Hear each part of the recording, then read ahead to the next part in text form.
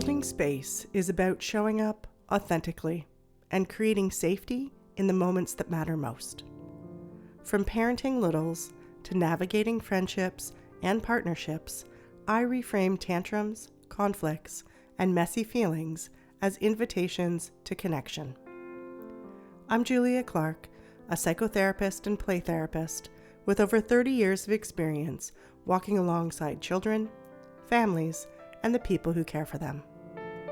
Each episode explores the building blocks of emotional literacy, co-regulation, and boundaries, while honoring the intergenerational stories we carry within.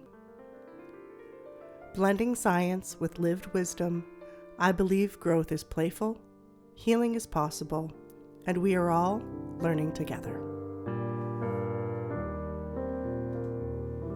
Hi, I'm Julia, and together we're holding space.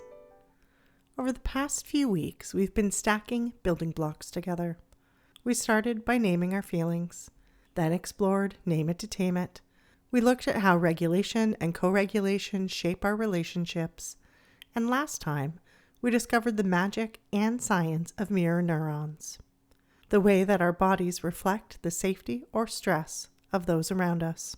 Today, we're adding the next layer, emotional safety.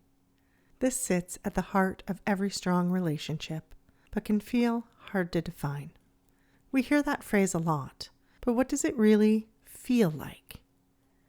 It feels like exhaling. It feels like being able to show up with your whole self, messy, tender, unsure, and not being judged for it. It's when someone stays present with you, not trying to fix you or change you, but simply says with their eyes, their body, their breath, I'm here. I see you. I'm not going anywhere. It's the friend who lets you cry without rushing you to stop. The partner who says, I get it, instead of, you shouldn't feel that way. The therapist who holds the silence so you can hear your own heart. It's the child who, after a meltdown, crawls back into your lap because even though they lost it, they know they didn't lose your love. Emotional safety is the soil where trust grows, where nervous systems settle, where healing begins. It's not always about being calm or getting it right all the time. It's about being safe to be human in front of someone else. And here's where those mirror neurons come back in, because our presence becomes the model. When we show up regulated and grounded, the people we love can feel it. When we can say, I'm safe enough to stay with this, their nervous system mirrors that steadiness. Brené Brown reminds us that vulnerability isn't weakness. It's the courage to be seen, and emotional safety is what makes that courage possible. So what does it take to create emotional safety? It's not about perfection or never losing your patience. It's about how you repair, how you return, and how you stay present when it matters. It's about being able to hold space for feelings, yours and others, without rushing to fix or dismiss. It's letting the people you love know you don't have to perform here. You don't have to be perfect. I'm here, even when it's messy. What this looks like in action. Imagine your child comes home from school and slams the door, throws their backpack, and yells something rude. Your body tenses. Your first instinct might be to say, "Excuse me? We don't talk like that here." But you pause. You take a breath. You remind yourself something likely happened today, and their body is still holding it. You kneel down, you soften your voice, and you say, "Hey, something feels really big right now, huh? You don't have to tell me yet, but I'm here. I'm not mad. I've got you." That moment, that's emotional safety. Not control, not perfection, just presence. With your partner, they share something vulnerable with you, and your mind rushes to solutions. How can you fix this? How can you make it feel better? Instead, you slow down, take a breath, and say, "Thank you for sharing that with me. I can see this matters to you. I'm here." With yourself, you're spiraling with self-criticism, and you pause. Place your hand on your heart and say, "It's okay to feel this way. I don't have to have it all figured out. I'm allowed to be human." An example of a therapist with a shut-down teen. Their hood's up, their eyes are down.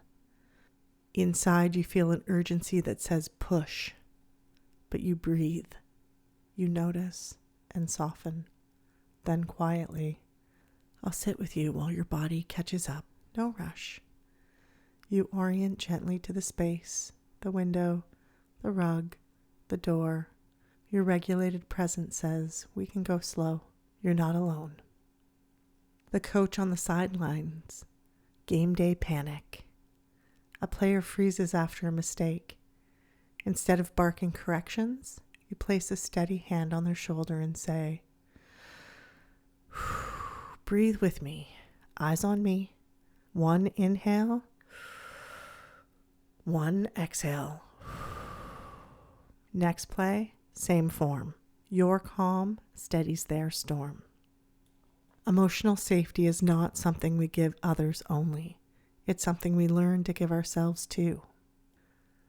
Why this matters? Emotional safety is what makes vulnerability possible. It's what makes connection sustainable. It allows us to show up with our hearts soft and open, even when we feel scared. It allows children to trust that they can be seen in their hardest moments without losing our love. It allows partners to share fears without the fear of rejection. It's the felt sense of being held even when we're falling apart.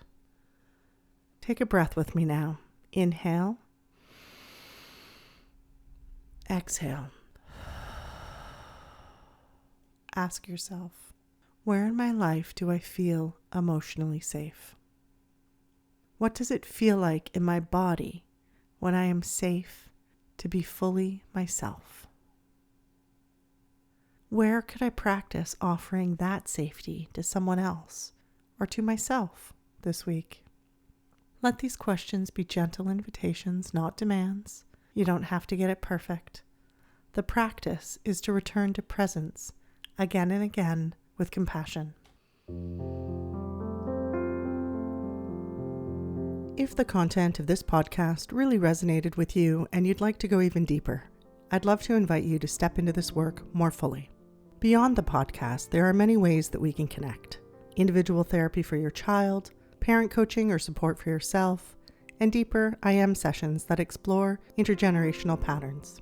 Additionally, I also offer webinar workshops and weekend retreats for parents, classes, intensive trainings and supervision for therapists, and large group presentations for educators or school presentations. Each are designed to help us hold space for the next generation of children in safe, attuned, and meaningful ways. You can learn more and explore what fits best for you at clarity.family.